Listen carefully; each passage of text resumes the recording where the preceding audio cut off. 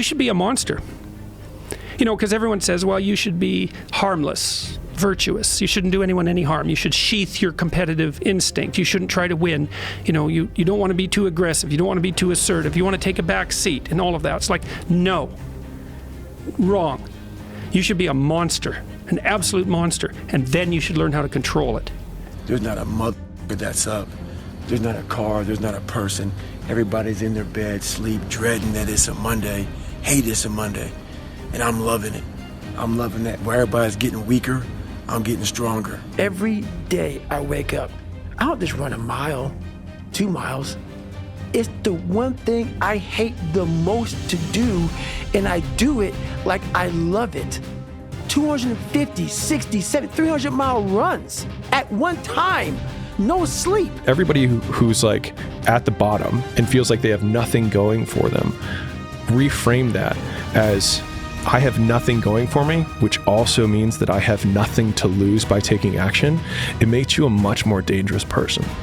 And I think that was the flip that I've had repeatedly shown to me in my life that allowed me to take the step that I was afraid to take. If you want to go to that edge where people do not like you, don't understand you, question everything you do, you've arrived.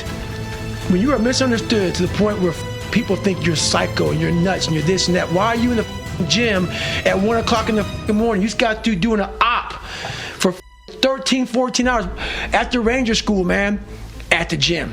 What is wrong? You will never understand what is wrong with me.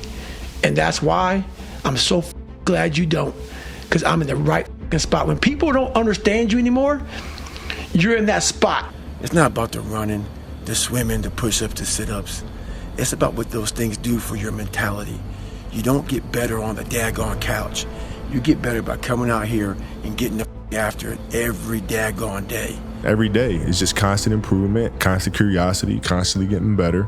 The results don't really matter.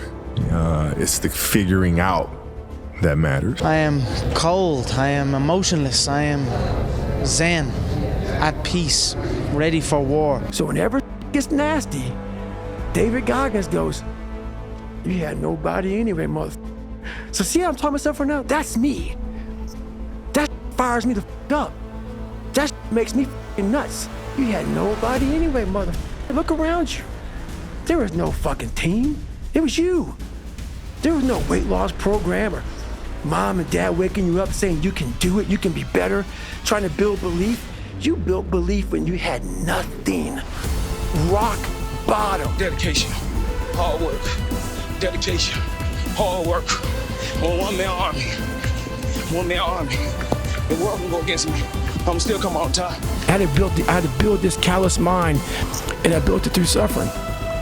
I built it through downright just crushing myself. If it was raining outside at 3 o'clock in the morning, if it was snowing, the first instinct is don't go out there and do. My instinct was, we got to go out there. Anything that was horrible in my life that I would normally say no, that was inhumane to most people, I had to go do it. You aren't given any breaks in life. You make them for yourself. We are all being tested in life. While my test is different than yours, you will be tested. And how you face that test and how you overcome that test determines the rest of your life. The one mentality that you must have in life is that regardless of what's in front of you, you still must grind. I'll never be in the Olympics. I'll never be a professional athlete, but still I grind. I fail at most things I do, but still I grind.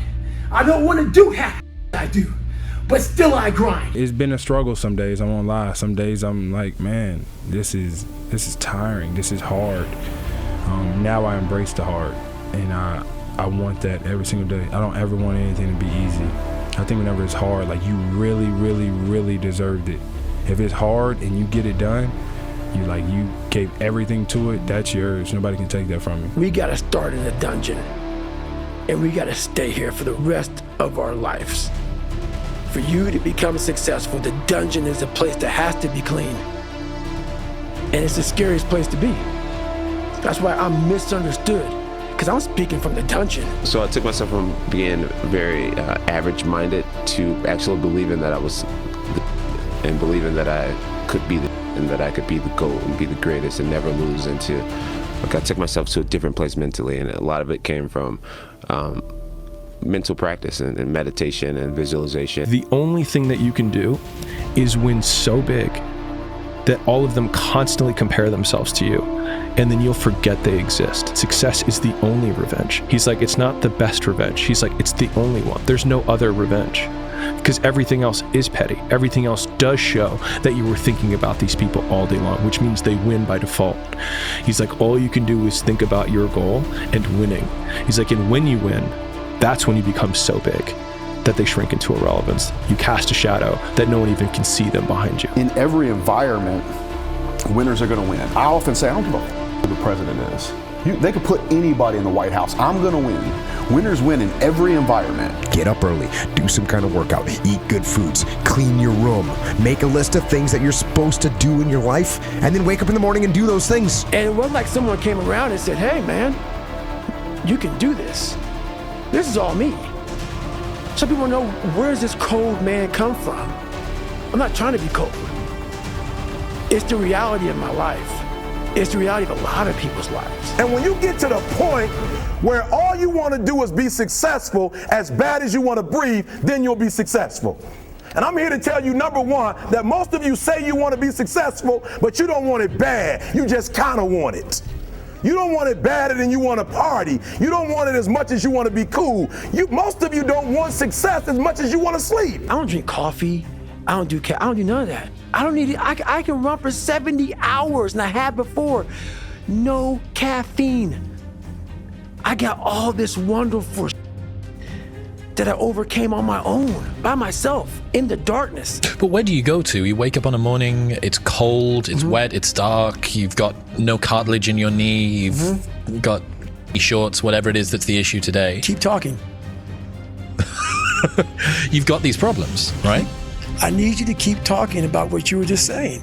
It's warm on the couch. That's Your it. missus says stay in bed. That's it. It's comfy, That's it's cozy. That's You've got it. work later on. You had an argument last night. You're slightly it. hungover. Because I know every mother ain't gonna do what I'm gonna do. So this is how you level up. That's how you level up. I know there's a whole bunch of people with that right there. That fires me up. And no, it is not easy. But you're not going to get it from anyone else but you. And it's worth it. And it is the thing that is going to bring you freedom. If you lack talent, you can't sit back and say, I'll start in half an hour. I can't do that. I gotta start now. And then after I get back from starting, I gotta start again. And then when I get done with that run or that study session, if it wasn't good enough, I gotta go back again. Be the guy who embraces hard work, the grind. Don't be afraid of being hurt. Don't be afraid of sacrificing some blood. Work, work, work, work, work. No results, but I'm a little bit better.